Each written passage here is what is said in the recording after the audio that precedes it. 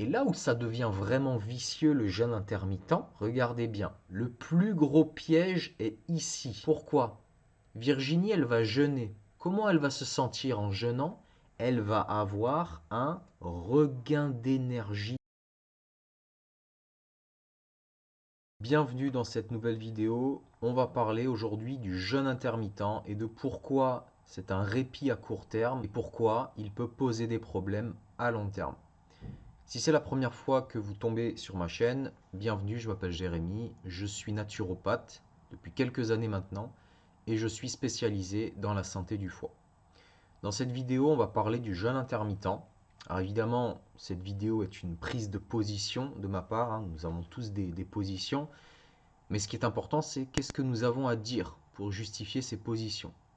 Donc si vous êtes une personne qui a des troubles chroniques, je vais vous expliquer pourquoi, dans la majorité des cas, je pense que le jeûne intermittent n'est pas une bonne idée pour vous. Et restez jusqu'à la fin de cette vidéo, parce que peut-être pour la première fois, vous allez voir une autre vision du jeûne intermittent. Donc moi, je commence toutes mes vidéos de la même manière, en citant toujours cette phrase qu'il faut qu'on ait à l'esprit quand on parle de santé, c'est que toutes les maladies ne viennent que de deux causes possibles. Un, la carence nutritionnelle, et deux, la toxémie. Sachant que la toxémie, ce sont des toxines qui peuvent venir à la fois du monde extérieur, mais aussi les toxines que nous produisons naturellement en vivant. Ok, une cellule elle a besoin de deux choses. Un, de produire de l'énergie, donc elle a besoin de nutriments pour soi, et deux, elle a besoin d'évacuer ses déchets. Alors, à qui s'adresse cette vidéo aujourd'hui? Cette vidéo s'adresse aux gens qui ont des problèmes chroniques, qui ont en particulier la fatigue chronique, des troubles digestifs, qui se sentent mieux quand ils arrêtent de manger, et qui donc peuvent penser que le jeûne intermittent est une bonne idée pour commencer la journée. Alors généralement, c'est des personnes qui ont déjà testé plein de méthodes différentes. Le sans gluten, la médecine fonctionnelle, la méditation, différents régimes alimentaires, vegan, cétogène, low carb, animal based, peut-être du repeat. Voilà, tout un tas de méthodes et malgré tout cela, vos problèmes chroniques persistent et donc dans le lot, il y a, je ne sais pas où il est là, voilà. Vous avez probablement testé ou déjà entendu parler du jeûne intermittent. Vous constatez que vous avez des améliorations ou pas, vous n'êtes pas vraiment sûr. Donc cette vidéo, elle est là pour ça aujourd'hui, pour vous expliquer ce qui se passe concrètement quand on fait le jeûne intermittent, pourquoi on peut se sentir mieux et je vais vous expliquer pourquoi je pense que pour la majorité des gens, c'est une mauvaise idée. Si vous avez des troubles chroniques et que vous faites le jeûne intermittent ou que vous comptez le faire, je vous recommande chaudement de regarder cette vidéo jusqu'à la fin. Alors, avant de rentrer dans le vif du sujet, un petit témoignage pour vous montrer ce qu'on arrive à faire en suivi. Donc là, c'est un témoignage de Marie-Julie. Donc j'ai été suivi par un médecin fonctionnel, donc j'ai caché, je veux pas qu'on sache qui c'est, pendant 3 ans. Légère amélioration, mais je n'en pouvais plus de tous ces compléments et il ne s'est jamais vraiment intéressé à ce que je mange, à part me dire de supprimer le gluten, les produits laitiers et les œufs. Pas de travail sur le foie non plus, ni sur l'estomac. Gros traitement antibiotique naturel pour les intestins qui me mettait l'estomac en vrac. C'est grâce à Jérémy que j'ai pris conscience que mon foie a un souci. Depuis que je travaille avec Jérémy de moi, j'ai vraiment l'impression que ça bouge et que je progresse. Et donc là, on a un autre témoignage que j'ai reçu hier. Bonjour Jérémy, je voulais vous faire un retour rapide après près de 4 semaines de diète sans vitamine A et fibres solubles. Ce régime me convient bien, on dirait. La fréquence des selles a beaucoup augmenté, 3 à 4 fois par jour. Par contre, elle flotte toujours, je n'ai presque jamais de RO et il est très rare que j'ai mal au ventre. C'est assez prometteur. Je vais reprendre rendez-vous avec vous début mai pour voir si je pourrais passer au cap suivant dans quelques semaines. Bien à vous, Elodie. Voilà, donc des petits témoignages pour montrer ce qu'on arrive à faire avec l'approche hépatique. Et je vous en toucherai 2 mots à la fin de cette vidéo. Donc maintenant, on va rentrer dans le vif du sujet. Alors, avant de comprendre ce qui se passe quand on fait du jeûne intermittent, il faut comprendre comment le corps produit de l'énergie, comment le corps fonctionne. Donc on va se schématiser la situation sous forme simplifiée.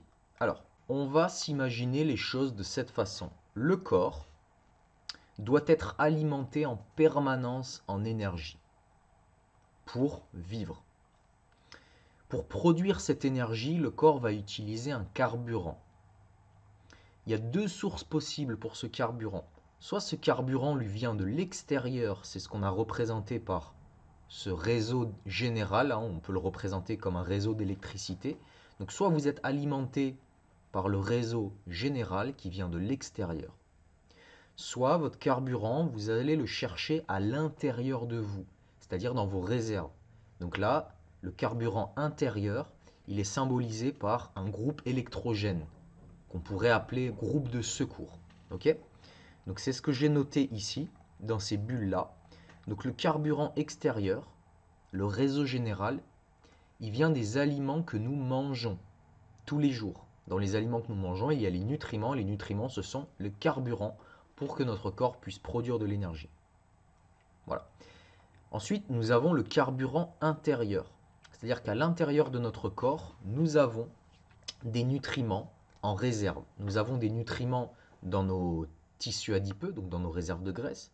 Nous avons des protéines, plus précisément des acides aminés en réserve dans nos muscles. Nous avons des réserves de glycogène qui vont être transformées après en glucose. Nous avons des réserves de micronutriments en stock dans le foie. Donc dans le foie, nous avons du zinc, nous avons du magnésium, nous avons du fer. Pas que dans le foie d'ailleurs, nous en avons un petit peu partout, mais une grosse partie de nos réserves en micronutriments se situe dans le foie. Donc voilà, d'un côté, carburant extérieur qui vient de l'alimentation que nous mangeons, de l'autre côté, le carburant intérieur qui est dans nos graisses, dans nos muscles, dans notre glycogène, dans nos organes. Et nous avons du coup des macronutriments et des micronutriments en réserve. Donc ça, c'est nos réserves personnelles. Et donc, le corps, à chaque instant, il faut se dire qu'il va être alimenté des deux sources. Il n'y a jamais vraiment une source qui est présente à 100% et l'autre à 0%, à part quand on jeûne. Mais voilà, à chaque instant, le corps va tirer son énergie de ces deux carburants. C'est ce que j'ai résumé dans cette bulle. L'énergie produite par le corps est toujours une combinaison de ces deux sources de carburant. Carburant extérieur avec l'alimentation, carburant intérieur, propre réserve.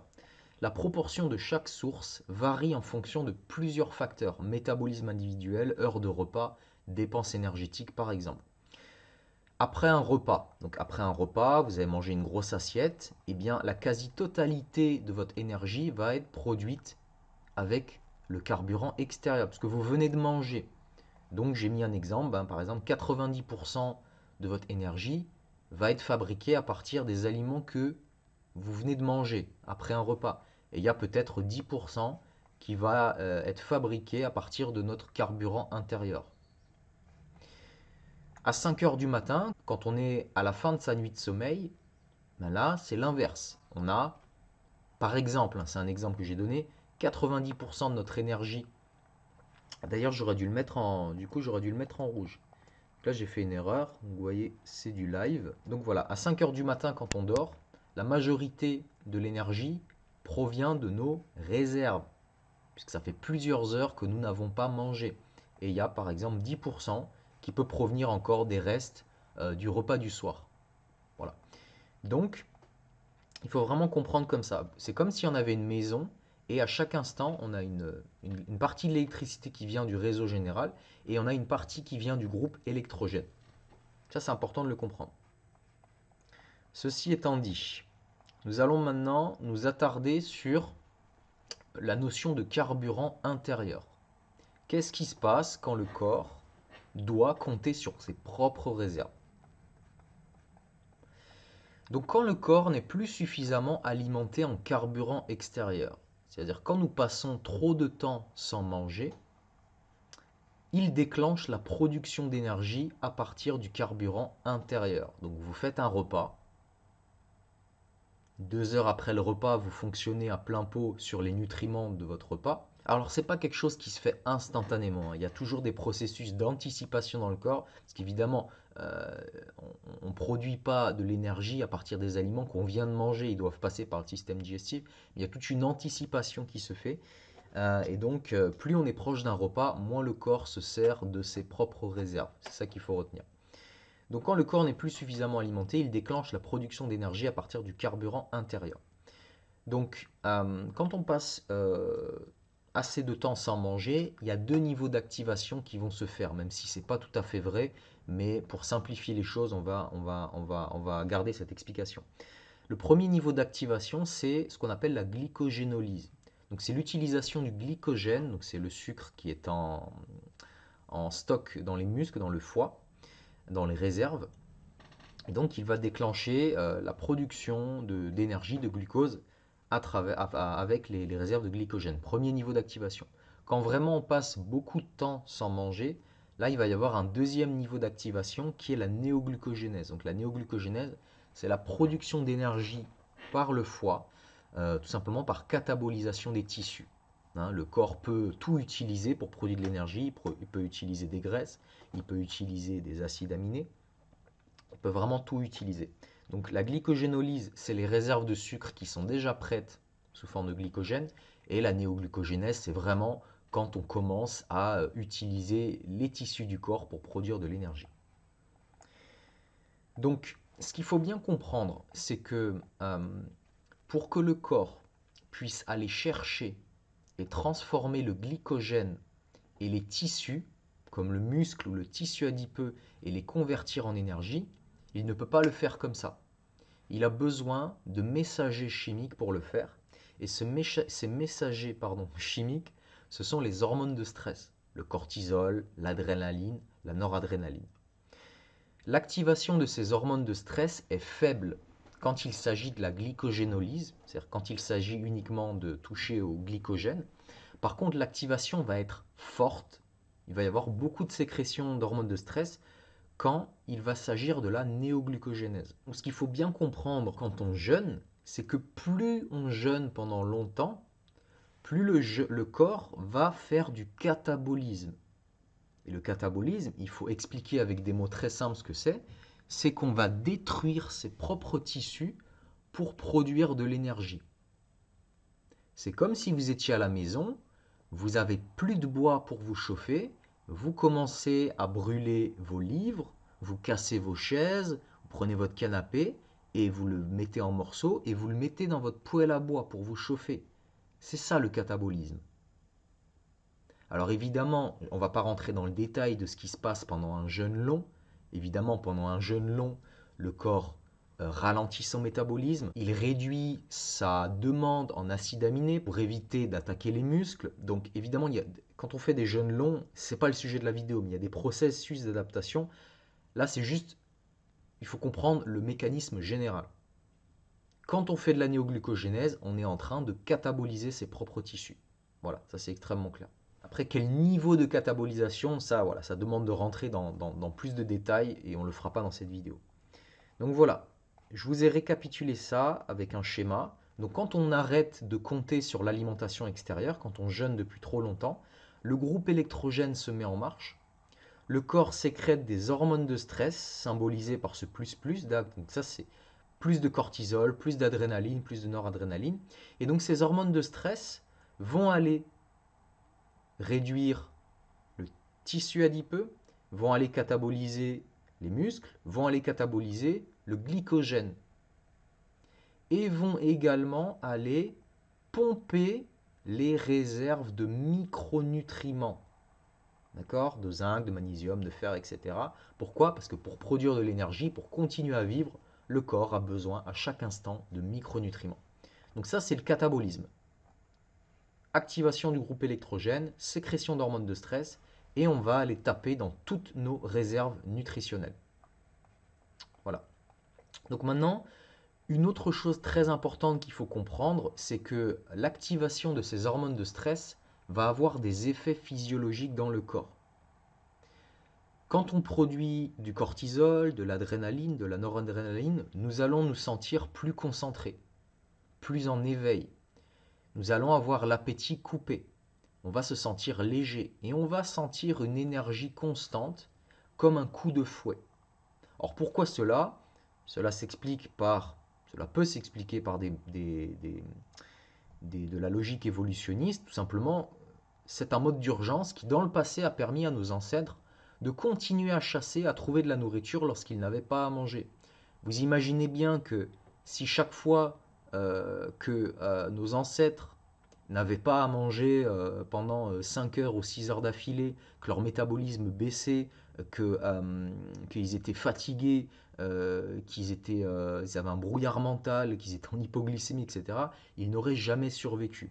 D'accord? Donc c'est un mécanisme d'adaptation qui permet, pendant la phase de jeûne, d'être en pleine possession de ses moyens pour pouvoir trouver de la nourriture et survivre. Ça, c'est très important de le comprendre. Une autre chose qu'il faut comprendre, c'est cette petite phrase en rouge que j'ai mis, c'est qu'en réalité, ce qu'on fait là, quand on fonctionne sur les hormones de stress, ce qu'on fait, c'est qu'on achète de l'énergie à crédit. C'est-à-dire que là, on n'a plus de nutriments extérieurs, donc on dit aux hormones de stress, et va m'acheter de l'énergie, tu me produis de l'énergie avec mes réserves, mais t'inquiète pas, je te rembourserai plus tard, quand tu auras trouvé à manger. Parce que c'est exactement ça qui se passait à l'époque. C'est que nos ancêtres, ouais, ils se réveillaient le matin, ils avaient peut-être pas à manger, ouais, ils fonctionnaient sur les hormones de stress. Une fois qu'ils avaient trouvé à manger, ils remboursaient les nutriments qu'ils avaient empruntés. Et ça, c'est la prochaine bulle qu'il faut absolument comprendre, c'est qu'une fois qu'on a emprunté cette énergie, il faut la rembourser. Une fois le stress passé, donc la période de non-approvisionnement en nourriture, il faut refaire les réserves qui ont été entamées pendant la période de catabolisme. Et ça se fait tout simplement en mangeant et en se reposant. D'accord? Donc une fois qu'on a passé cette période de famine, de sans nourriture, eh bien on se reconnecte au réseau général, on mange, on rembourse l'énergie qu'on a empruntée, et donc en mangeant, qu'est-ce qui se passe? Les hormones de stress diminuent, puisqu'il n'y a plus lieu de mettre l'organisme dans un état d'urgence, et donc nous allons refaire nos réserves de glycogène, nous allons refaire notre synthèse musculaire, nous allons refaire nos réserves de tissu adipeux, donc j'ai mis entre guillemets, parce que c'est pas toujours ce qui va être fait en premier. Ça dépend si les gens ont besoin de perdre ou de prendre du poids. Et surtout, on va refaire là, regardez bien, ces réserves en micronutriments. Et donc, c'est ce qu'on appelle l'anabolisme. Donc ça, c'est la phase, voilà, où on emprunte de l'énergie. Et ça, c'est la phase où on rembourse l'énergie. Et ces deux phases sont indissociables. Il faut vraiment comprendre ça. Chaque fois qu'on jeûne, plus la dette que l'on devra rembourser sera élevée. C'est comme un système bancaire. Sauf qu'il y a des intérêts. Et ça, très souvent, on oublie. Et on va voir tout à l'heure que dans notre monde moderne, ça pose problème. Donc ça, c'est comment c'est censé fonctionner dans le monde des bisounours, si je puis dire. Alors, maintenant qu'on a bien compris ça, on va parler du jeûne intermittent chez une personne qui a des troubles chroniques et de pourquoi c'est un problème. Alors, qu'est-ce que c'est que le jeûne intermittent, concrètement, si on reprend notre analogie tout à l'heure? Eh bien, le jeûne intermittent, quand on choisit de démarrer sa journée en ne mangeant pas, on choisit de commencer sa journée en empruntant de l'énergie. C'est-à-dire que le matin, on se réveille, on a le choix entre se connecter au réseau général, manger, ou on a le choix entre commencer sa journée sur le groupe électrogène. Et quand on fait le jeûne intermittent, on choisit de commencer sa journée sur le groupe électrogène. J'ai pas dit que c'était bien ou c'était mal, j'ai juste dit que c'est la réalité. Il faut savoir que cette énergie qu'on emprunte le matin, donc on se rappelle le schéma qu'on a vu. Donc le matin, on se réveille, ok, sécrétion d'hormones de stress. Je ne parle pas des hormones de stress, du cortisol qui est naturellement sécrété le matin. Je parle des hormones de stress additionnelles qui vont venir du fait que nous ne mangeons pas. Donc le matin, on se réveille, hop, on commence à puiser dans toutes ces réserves de micronutriments et de macronutriments. C'est concrètement ce qui se passe quand on fait le jeûne intermittent. Voilà. On commence avec le groupe électrogène.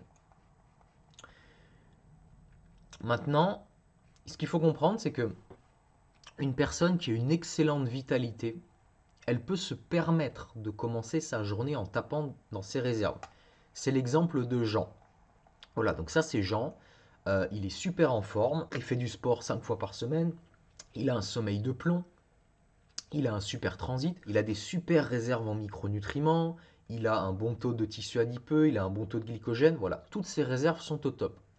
Lui, il peut se permettre de commencer la journée parce que il a beaucoup de réserves. C'est comme si vous commenciez le mois avec 10 000 euros sur votre compte. Bah, si vous commencez le mois avec 10 000 euros sur votre compte, eh bien, si votre niveau de vie est normal, si vous ne dépensez pas trop, bah, vous allez pouvoir attendre le 31 avant de pouvoir toucher votre salaire, puisque vous avez 10 000 euros pour vivre pendant un mois. Il n'y a pas de problème chez Jean. Mais une personne qui a déjà des troubles chroniques, qui a déjà des problèmes de digestion, donc qui n'assimile pas bien sa nourriture, qui est fatiguée, qui a des problèmes de peau, etc., c'est une personne qui est déjà carencée. Et oui, rappelons-nous, il n'y a que deux choses qui causent tous les déséquilibres de santé, c'est un, la carence et la toxémie. Donc une personne qui a des troubles chroniques est par définition des lois du vivant carencée, par définition. Donc une personne qui a des troubles chroniques, elle commence sa journée, elle est déjà carencée. Donc ça, c'est l'exemple de Virginie, j'ai mis là. Virginie, voilà, 42 ans, je dis une bêtise, elle est directrice dans une structure, elle fait des horaires pas possibles, elle a 2 enfants, elle est fatiguée, elle se lève le matin, elle est déjà à 4 sur 10 en termes d'énergie, elle pense qu'elle doit faire du sport, donc elle se fait 3 séances de CrossFit par semaine, elle fait attention à pas trop manger, voilà, elle est déjà dans une situation d'épuisement chronique. Donc elle, si on veut représenter un petit peu sa situation, elle a déjà des réserves en micronutriments qui sont faibles, elle n'a pas accès à ses réserves de graisse parce qu'elle a des problèmes métaboliques, elle a peu de réserves de glycogène, elle a une masse musculaire qui n'est pas top, elle a du mal à la maintenir, et donc elle a des réserves qui sont déjà basses. Donc on a Jean qui a des réserves au top, qui peut emprunter de l'énergie, et on a Virginie qui est déjà carencée, qui est déjà à découvert à la banque. Ok? Et là où ça devient vraiment vicieux le jeûne intermittent, c'est que regardez bien, le plus gros piège est ici. Pourquoi? Virginie, elle va jeûner. Comment elle va se sentir en jeûnant? Elle va avoir un regain d'énergie avec le jeûne intermittent. Pourquoi? Rappelons-nous, quand nous jeûnons, nous sécrétons des hormones de stress, adrénaline, cortisol, noradrénaline. Donc elle va avoir un regain d'énergie, elle va se sentir plus concentrée, elle va se sentir plus en forme, plus énergétique. Si elle a des problèmes digestifs, comme elle ne mange pas, elle ne va pas avoir d'inconfort digestif, donc elle va avoir à court terme un bénéfice. Et donc elle peut croire que ce qu'elle est en train de faire, c'est bénéfique. Elle se dit, bah, je jeûne, j'ai plus d'énergie, dès que je mange, je me sens fatigué. Donc, bah, il vaut mieux que je ne mange pas le matin. J'insiste vraiment parce que c'est ça le plus gros piège du jeûne intermittent. Jeûner par l'intermédiaire des hormones de stress va nous donner à court terme un regain d'énergie parce que c'est une situation d'urgence, le corps considère qu'on est en famine, donc il faut qu'on aille chercher à manger. Ok? Et donc qu'est-ce qui se passe? Dès que Virginie, elle va remanger, à midi, à 4 heures ou le soir, qu'est-ce qui va se passer dès qu'elle remange? Dès qu'elle remange, boum, les hormones de stress descendent. Parce que le corps n'a plus besoin d'être dans une situation d'urgence. Donc qu'est-ce qui se passe quand les hormones de stress descendent? Elle se voit telle qu'elle est, fatiguée, envie de se reposer, envie de manger de grandes quantités de nourriture. C'est ce que j'ai marqué à cette ligne-là. En réalité, quand on mange, on reconstruit ses réserves et donc on passe sur un mode reconstruction-repos. Les hormones de stress baissent et on se voit tel qu'on est. En fait, tant que Virginie elle jeûne, elle est en mode survie avec l'effet des hormones de stress qui masquent la situation de carence. Dès qu'elle se repose, elle rentre du travail et commence à manger, les hormones de stress descendent et elle se voit telle qu'elle est, épuisée. Il y a une citation d'Albert Mosseri que j'aime beaucoup dans Les lois de la nature vivante, qui est la suivante. Le corps se régénère toujours dans le repos, jamais dans l'action. C'est-à-dire que quand on se sent fatigué, c'est le signe que le corps est en mode repos. Il est en train de se reconstruire. On ne se reconstruit pas en se shootant aux hormones de stress. Donc là, on va compléter ce que j'ai dit. Seulement le moment où elle doit rembourser sa dette, c'est-à-dire le moment où elle commence à manger, le moment où elle commence à se reposer, et bien là, le contre-coup va être 2 fois plus fort. Et très souvent, ce qui se passe, c'est que les gens ne réussissent pas, car il faudrait qu'elles se reposent et qu'elles mangent 2 fois plus. C'est comme à la banque. Vous avez passé toute la matinée à fonctionner sur vos hormones de stress, et bien quand vous allez vous reposer, vous allez commencer à manger, et bien il va falloir rembourser tout ça. Il va non seulement falloir, regardez bien, il va non seulement falloir rembourser tout ce que vous avez emprunté au niveau des nutriments, mais en plus de ça, il va falloir rembourser la création et la métabolisation de ces hormones de stress. Et c'est ça qu'on oublie très souvent, c'est qu'on se dit, bon bah j'ai emprunté 500 euros, bah, je vais rembourser 500 euros. Non, tu vas devoir rembourser les intérêts. Parce que pour mobiliser tous ces nutriments, tu as eu besoin de sécréter des hormones de stress. Et du cortisol, de l'adrénaline, de la noradrénaline, ça doit se synthétiser. Tu as besoin d'acides aminés, tu as besoin de glucose, tu as besoin de micronutriments. Et ton foie va devoir les désactiver quand elles vont être en fin de vie. Donc c'est pour ça qu'on ne veut pas utiliser les hormones de stress pour fonctionner la journée. Il n'y a pas que ça à rembourser, il y a également ça. Donc ça c'est un point pareil, très important à noter. Donc là on va terminer par un dernier point qui est également important de souligner, c'est que le moment où elle devra rembourser sa dette, donc le moment où elle va se reposer et où elle va manger, le contre-coup va être 2 fois plus fort. Et très souvent les gens qui ont des troubles chroniques ne réussissent pas à rembourser cette dette parce qu'il faudrait qu'elle se repose et qu'elle mange plus que ce qu'elle a emprunté. Et généralement, ce qui se passe, c'est qu'on s'enferme dans un cercle vicieux petit à petit jusqu'au burn-out. C'est la boucle qu'on va montrer tout à l'heure. Donc, dans le cas de Jean, qui a les réserves pour se faire, c'est OK, parce que pendant sa période où il emprunte, eh bien, ses niveaux, ses réserves restent corrects. Donc, même si ça descend un peu, il a un seuil limite de fonctionnement qui est respecté. Donc, lui, il peut bénéficier du jeûne intermittent et il va pouvoir manger suffisamment pour que ça remonte après à des seuils optimaux. Par contre, Virginie, bah, elle est déjà avec des réserves basses. Donc en fait, pendant le jeûne intermittent, elle va creuser ses carences encore plus.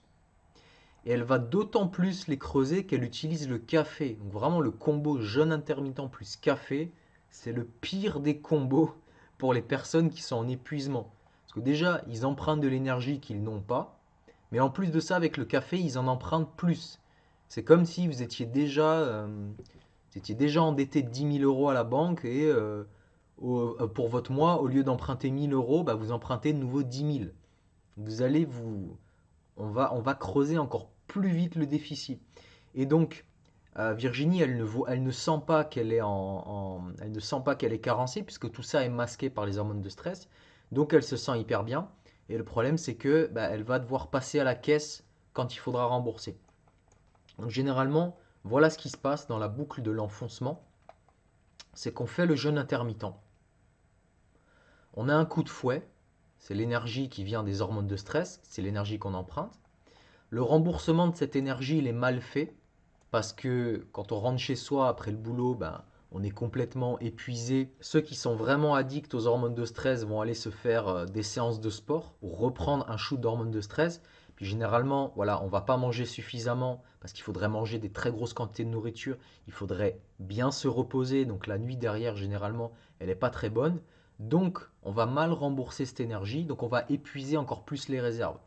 Et le lendemain matin, on va se réveiller et on va recommencer avec ce jeûne intermittent. On va avoir pendant la journée des coups de fouet. On va mal rembourser cette énergie, etc., etc. Et ce qui va se passer, c'est qu'un jour, les réserves vont être tellement basses que le corps ne pourra plus faire illusion. Et là, on va partir directement dans le burn-out. Voilà. Donc ça, c'est la boucle d'enfoncement classique des personnes qui sont en épuisement et qui vont vers le burn-out. Vraiment, le plus gros piège, il est ici. On ne le voit pas tout de suite. On a un bénéfice à court terme avec les hormones de stress, mais après, bah, quand on se repose ou qu'on se met à manger, on se voit tel qu'on est. On est fatigué. Maintenant, moi, mon expérience du jeûne intermittent, j'ai fait la même expérience que tout le monde. Si le matin, après le petit déjeuner, on ne se sent pas bien, c'est qu'on a un problème de digestion, c'est qu'on a un problème métabolique. Ce n'est pas normal de se sentir fatigué après un repas. Ce n'est pas normal de se sentir mal après un repas. Mais si on décide de ne pas manger, on rentre dans la boucle qu'on a vue tout à l'heure. Et Forcément, moi je suis un peu biaisé parce que les gens qui viennent me voir en tant que naturopathe, ils ont des problèmes, mais je vous le dis, si vous êtes dans cette situation d'épuisement chronique, votre situation elle stagne ou elle commence à s'aggraver et que vous faites le jeûne intermittent, c'est un schéma extrêmement classique, hein, des gens qui viennent me voir. Les troubles chroniques qui s'aggravent et le jeûne intermittent, c'est généralement quelque chose qui a été testé mais qui n'a jamais donné de résultat, voire qui a aggravé la situation. Donc moi, en tant que thérapeute, je n'ai encore jamais vu une personne qui a solutionné ses troubles chroniques en faisant du jeûne intermittent plutôt qu'en mangeant. Et je serais très heureux de me tromper, hein, qu'on me montre un exemple.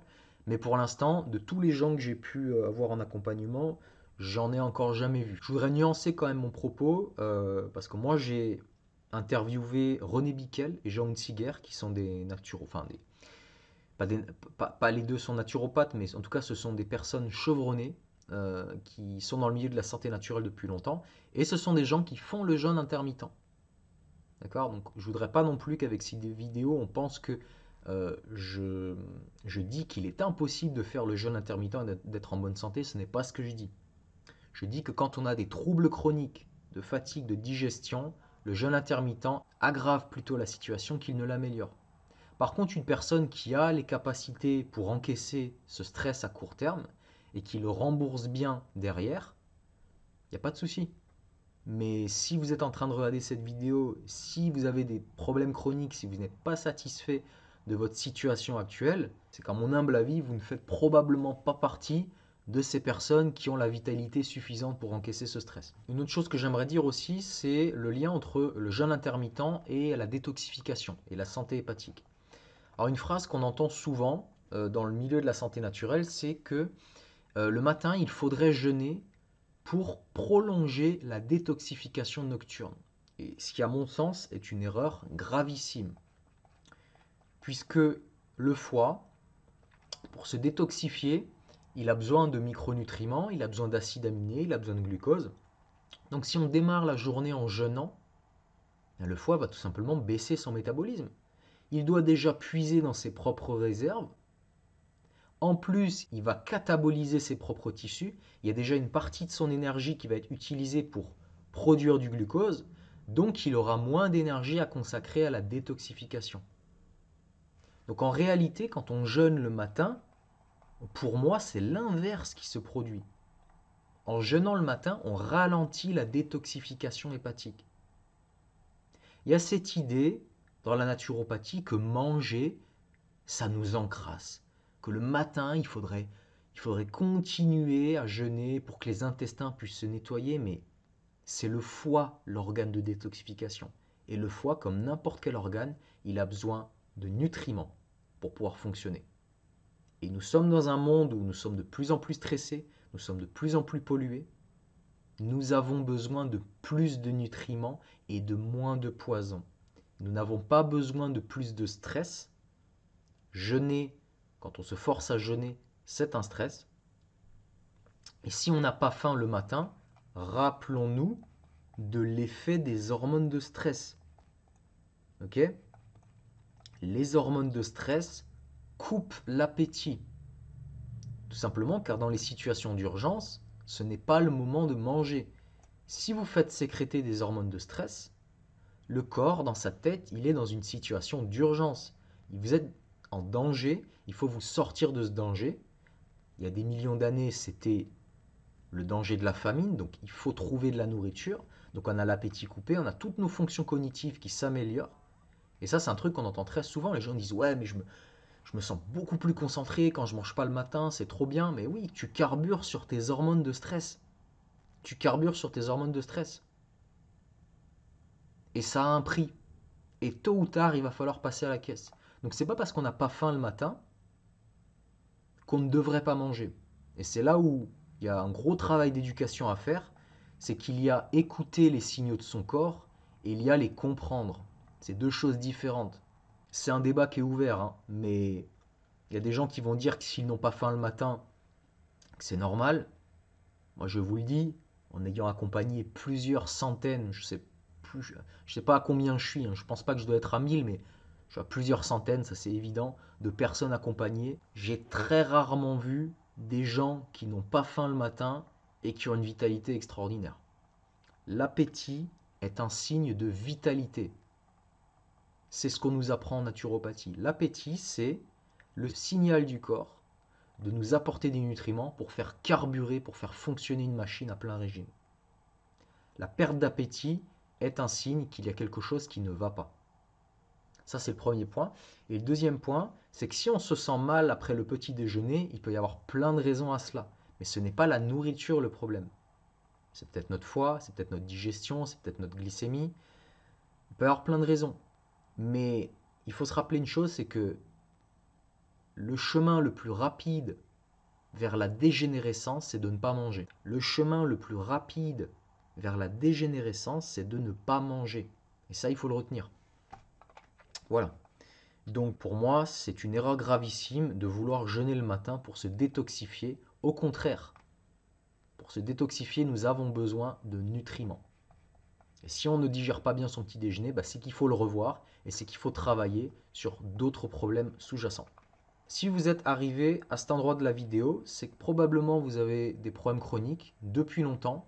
Donc je vais vous proposer une solution pour relancer votre métabolisme en nourrissant réellement votre corps, en rééquilibrant votre foie. Donc si cette approche vous intéresse, le premier lien en description sera un questionnaire. Répondez à ce questionnaire, ça prend quelques secondes, et puis vous aurez une proposition de ma part pour attaquer enfin la racine de vos troubles chroniques en rééquilibrant le foie.